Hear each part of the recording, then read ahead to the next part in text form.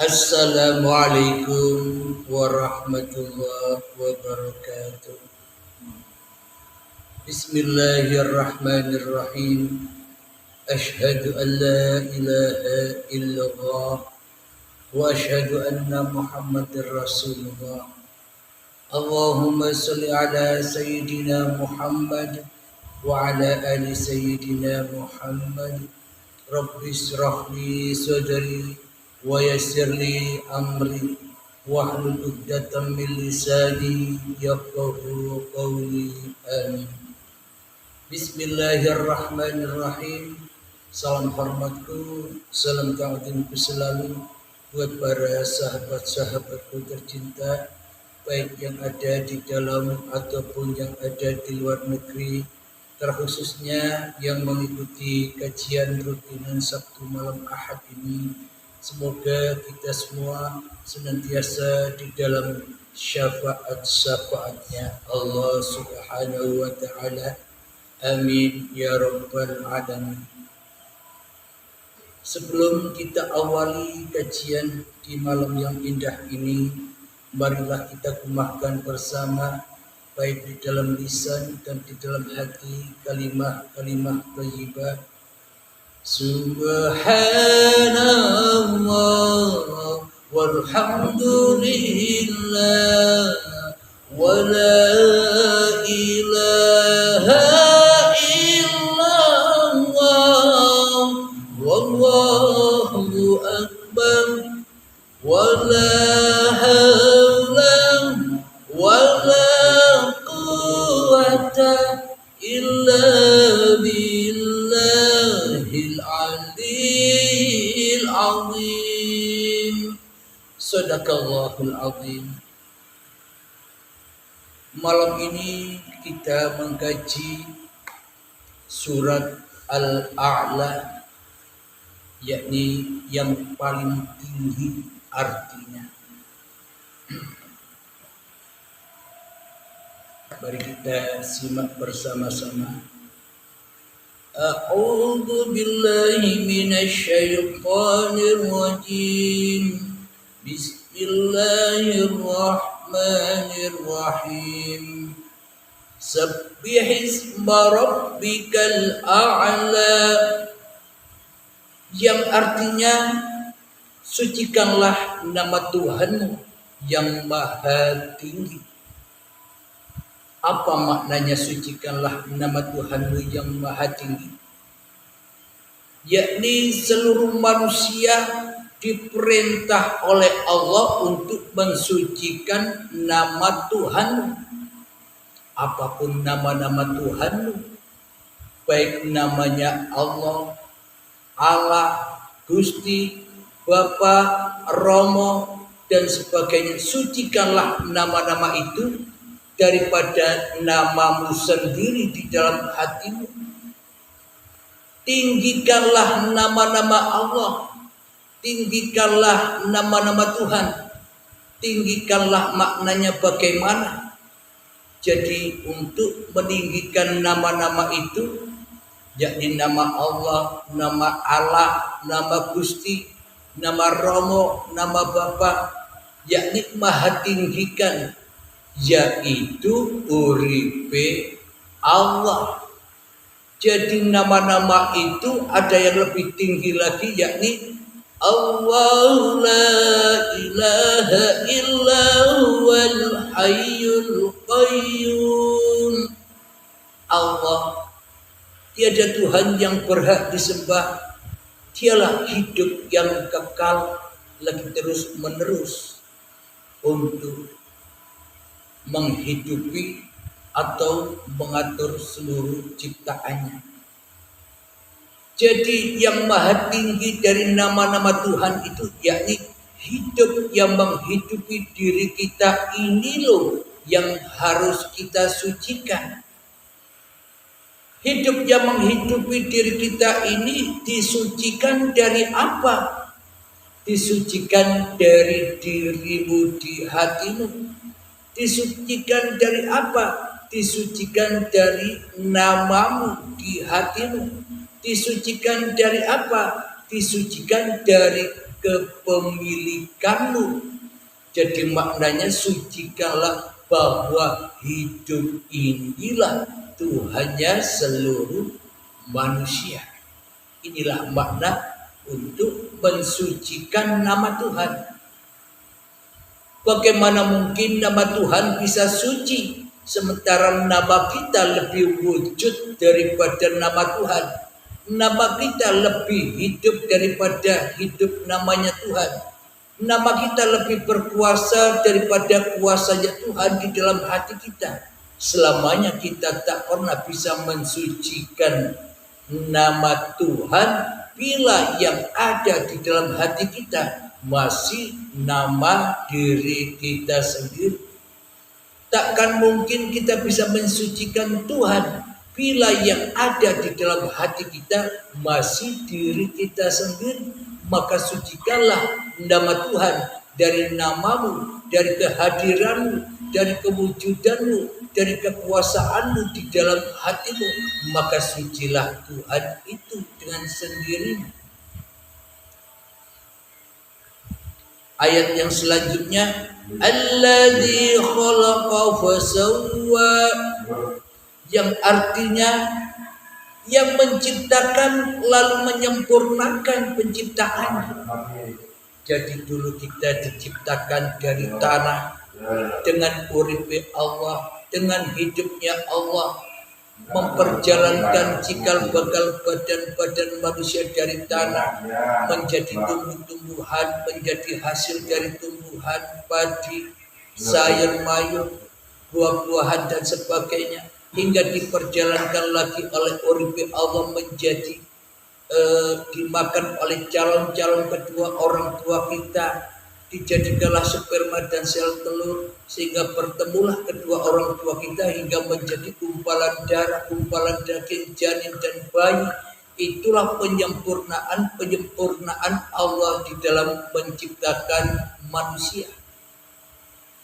Jadi untuk mengenal Allah ya kita harus tahu sejarah-sejarah kita sejak diciptakan dari tanah sampai menjadi bayi. Itulah cikal bakal sejarah kita ada di dunia ini. Tanpa perjalanan-perjalanan itu maka kita takkan pernah bisa ada di dunia ini. Maka jalan untuk kembali kepada Tuhan, untuk roji'un kepada Tuhan, maka ya kita harus menelusuri dari mana kita datangnya, menelusuri, memahami sejarah-sejarah kita sendiri. Maka ikra kitabah, bacalah kitabmu. Maknanya bacalah kitabmu itu bacalah asal usulmu.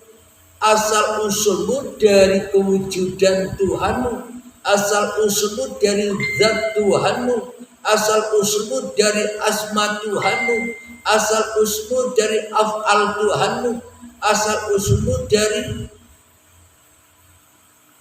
zat sifat asma af'alnya Tuhanmu sendiri. Maka bila kita sudah tahu asal usul kita, maka binasalah diri kita. Maka yang ada hanya yang menciptakan asal usul kita sendiri, yakni uripe Allah. Itulah penyempurnaan Allah di dalam menciptakan. Ayat yang ketiga, walladzi qaddara fahada, yang menentukan kadar masing-masing dan memberi petunjuk. Jadi masing-masing diri manusia itu sudah diberi kadar dan petunjuk masing-masing untuk tiap-tiap peran manusianya. Jadi manusia yang satu dengan manusia yang lain tidak akan sama perannya. Akan tetapi semua peran-peran itu ending kembali roji'unnya ya kembali kepada peran-peran Tuhannya. Al-insanu sirri wa ana sirruhu. Itulah rahasia-rahasia manusia ketika manusia sudah terbuka hijab-hijab kemanusiaannya, sudah terbuka hijab-hijab hawa nafsunya, sudah terbuka rahasia-rahasia diri manusianya, maka nyatalah rahasia Allah yang selama ini gaib, maka nyatalah rahasia Allah yang selama ini tak hadir dan tak wujud di dalam hati kita. Maka ketika manusia sudah terbuka hijabnya, binasalah manusia, berganti yang dulunya singgasananya hawa nafsu di dalam hati ini beralih menjadi singgasananya atau kerajaannya Allah sendiri. Lanjut surat Al-A'la ayat yang keempat. Walladzi akhrajal mar'a, yang artinya dan yang menumbuhkan rerumputan. Apa maknanya yang menumbuhkan rerumputan? Kita lanjutkan ayatnya. Faja'alahu ghuza'an ahwa, lalu dijadikannya rerumputan itu kering kehitam-hitam. Jadi makna rerumputan itu Allah menumbuhkan atau menciptakan manusia-manusia secara syariatnya. Secara hakikatnya yang dimaksud rerumputan itu adalah gerak-gerik tingkah lakunya manusia. Itulah yang dimaksud rerumputan. Maknanya gerak aktivitas inilah yang menghiasi manusia. Dan rerumputan yang mana yang menjadi kering kehitam-hitaman? Yakni segala tindak laku aktivitas manusia yang masih rojiun dan dituhani oleh manusia itu sendiri, itulah yang dimaksud rerumputan itu kering kehitam-hitaman. Maknanya segala aktivitas kita tanpa bertuhan, segala aktivitas kita tanpa mengenal Tuhan, segala aktivitas kita tanpa ma'rifatullah, maka kering kehitam-hitaman, akan hancur fana. Itulah yang dimaksud rerumputan yang kering kehitam-hitaman. Ayat yang ke-6, sanuqri'uka fala tansa illa ma sya'allah.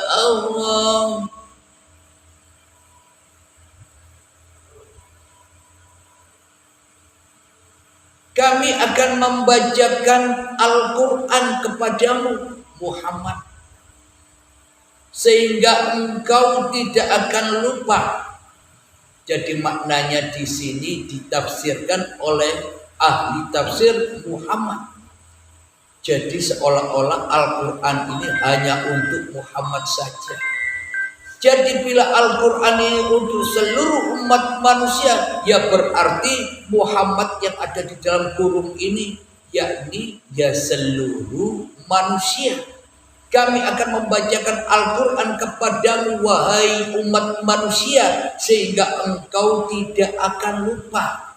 Jadi maknanya membacakan Al-Quran mengingatkan kepada umat manusia lewat para nabi, mengingatkan kepada seluruh manusia lewat para rasul, mengingatkan kepada seluruh manusia lewat para wali-walinya Allah, bahwa hidup yang engkau akui itulah uripe Allah, bukan hidup dirimu, agar kamu tidak lupa bahwa hanya Allah lah yang sebagai pencipta, bukan dirimu yang menjadi sebagai pencipta atas dirimu, atas laku-lakumu, atas aktivitasmu, atas hartamu, atas kepintaranmu, atas kecerdasanmu, atas ibadah-ibadahmu, atas sholat-sholatmu, sehingga kamu ingat bahwa hidup inilah yang memerankan semua itu. Sehingga rumput-rumput itu akan hijau, tidak kering, bila hati selalu inna sholati wa nusuki wa mahyaya wa mamati Lillahi Rabbil Alamin. Maka rumputan itu akan hijau. Maknanya hijau itu apa? Syariat-syariat yang dilakukan oleh pergerakan badan ini kembali kepada syariatnya hidup, syariatullah. Jadi para nabi dan para rasul itu tidak membawa syariat-syariatnya sendiri. Mana mungkin manusia bisa bersyariat tanpa Tuhan. Jadi para nabi dan para rasul itu menerangkan bahwa syariat yang dibawa oleh para nabi dan rasul itulah syariatnya Allah. Jangan diaku-akui dan jangan menuduh bahwa semua syariat yang dibawa oleh para nabi dan para rasul itu syariat pribadinya para nabi dan para rasul. Itulah titik yang membuat manusia ini salah paham. Karena yang merasa paham masih hawa nafsunya, maka kepahaman manusia tidak akan pernah sinkron dengan pemahaman para nabi dan pemahaman para rasul bila manusianya belum disucikan, belum dibaiat. Maka dari itu pembaiatan ini untuk mensucikan diri manusianya di dalam hatinya, sehingga yang ada hanyalah la ilaha illallah. Ayat yang ketujuh, innahu ya'lamul jahra wa ma yakhfa. Kecuali jika Allah menghendaki, sungguh Dia mengetahui yang terang dan yang tersembunyi. Jadi hanya Allah lah yang tahu mana yang terang dan mana yang tersembunyi. Kenapa? Karena hanya Allah lah yang maha tahu. Karena hanya Allah lah yang makrifat. Ketika manusianya binasa dan ketika manusianya sudah tak tahu apa-apa lagi, itulah zat yang tahu yang terang dan yang gelap.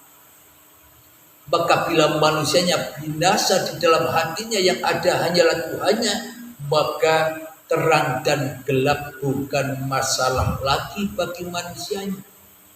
Taat dan maksiat bukan masalah lagi bagi manusianya.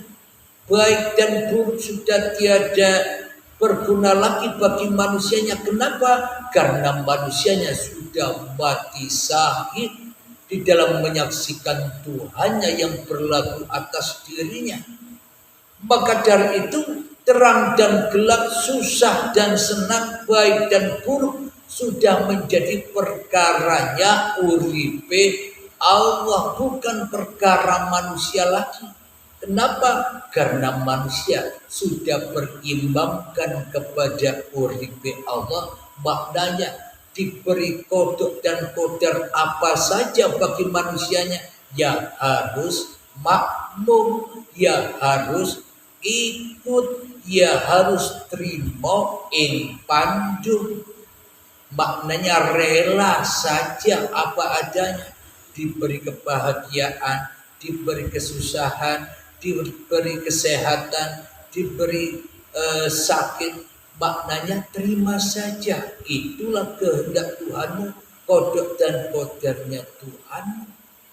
Akan tetapi bagi siapa yang bisa menerima itu semua? Bagi mereka-mereka yang sudah di sisi Allah, di dalam rahmat Tuhannya, di dalam uripe Allah.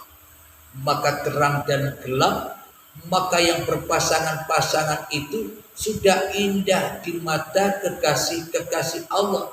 Innal awliya'a la khawfun alaihim wa la hum yahzanun.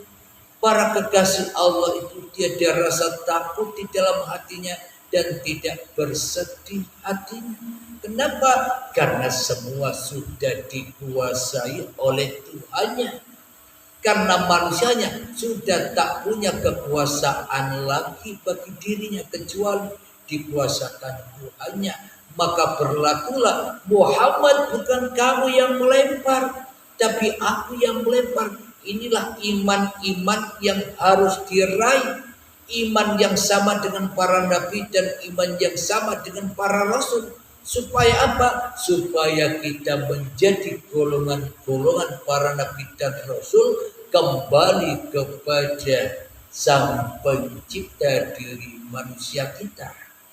Jadi agama-agama di dunia ini diciptakan hanya satu, supaya manusia yang mencari jalan Tuhan, bukan manusia yang merasa benar-benaran sendiri, bukan manusia yang mengunggul-unggulkan agama-agama syariatnya sendiri. Percuma saja bila manusianya masih ada, maka agama apapun yang dipeluknya maka tak akan berguna sama sekali, bahkan membahayakan dan bahkan menyesatkan manusia-manusia beragama itu sendiri. Kenapa? Karena semua agama yang dipeluknya hanyalah agama hawa nafsu versi kepahaman dirinya sendiri, sehingga manusia tersesat di dalam hawa nafsunya sendiri, sehingga manusia tersesat di dalam merasa benar sendiri agamanya, merasa yang paling tinggi agamanya, padahal agama yang paling tinggi adalah ketika kau sucikan dirimu di hatimu sehingga hanya Tuhan pula yang ada, maka itulah agama yang suci, agama rahmatan lil alamin bagi seluruh umat manusia, apapun agamanya, apapun sukunya. Yang penting di dalam hatimu tahu bahwa diri kita ini ciptaan Tuhan dan akan selalu dan selalu diperankan Tuhan dan akan dikembalikan kepada Tuhan.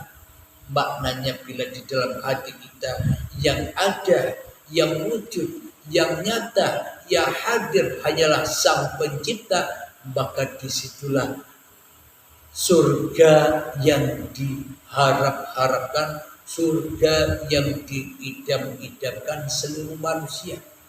Bukan surga hayalan-hayalan yang selama ini kita damba-dambakan.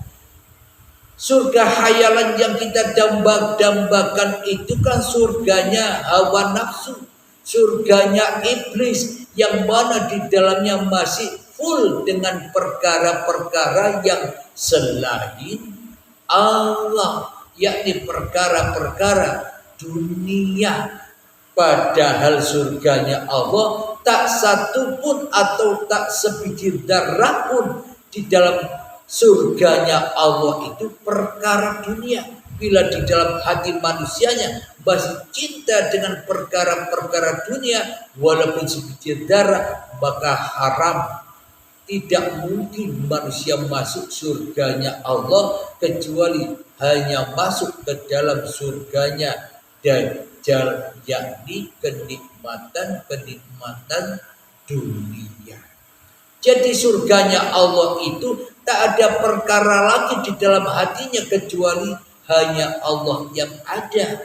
Maka afdalul dzikri fa'lam annahu la ilaha illallah Muhammadar Rasulullah.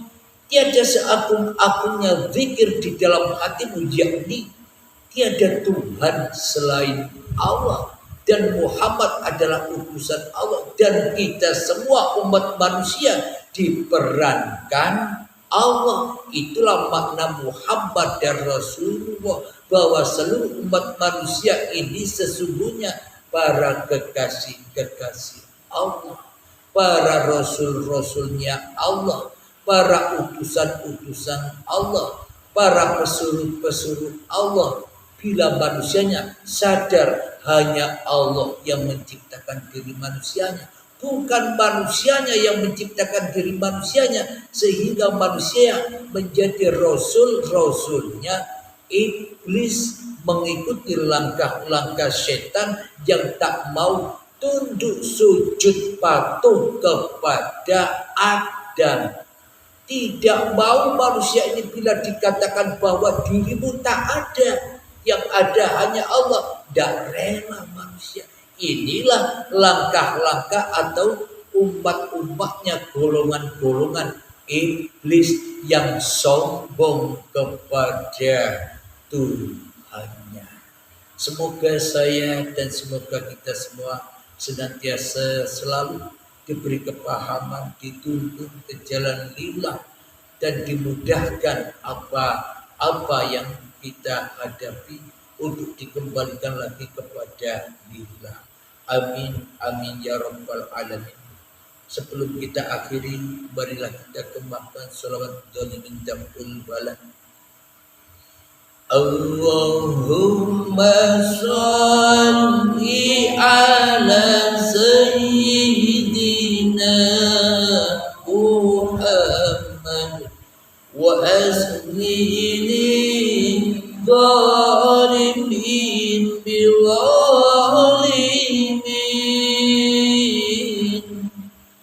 Allahumma sholli ala sayyidina Muhammad wa aslini zalimin biwalimin